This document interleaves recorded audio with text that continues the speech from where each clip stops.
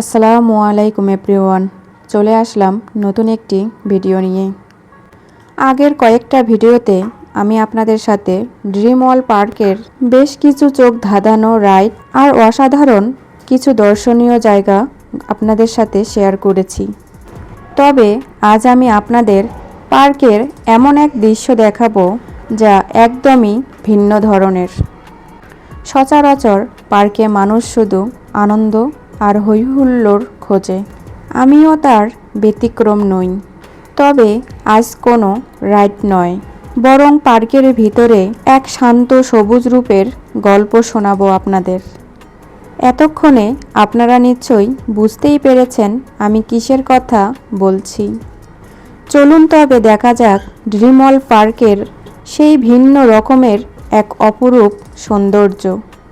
দেখুন, পার্কের ভিতরে খুব বড় না হলেও খুব ছোট্ট করে এক ড্রাগন ফলের বাগান।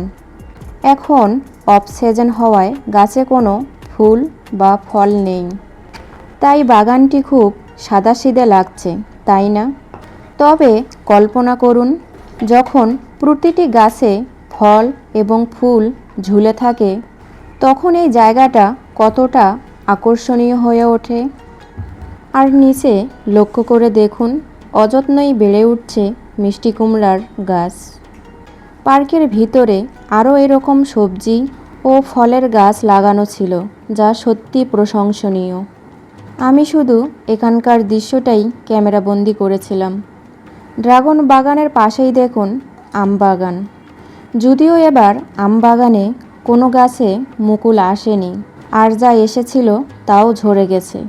গাছগুলোতে ফল থাকুক আর না থাকুক, পার্কের ভিতরে গাছগুলো অপরূপ সৌন্দর্য ধারণ করেছে। সবচেয়ে মজার ব্যাপার হলো, এই ড্রাগন গাছ খুব কম পরিচর্যায় বছরের পর বছর ফল দেয়।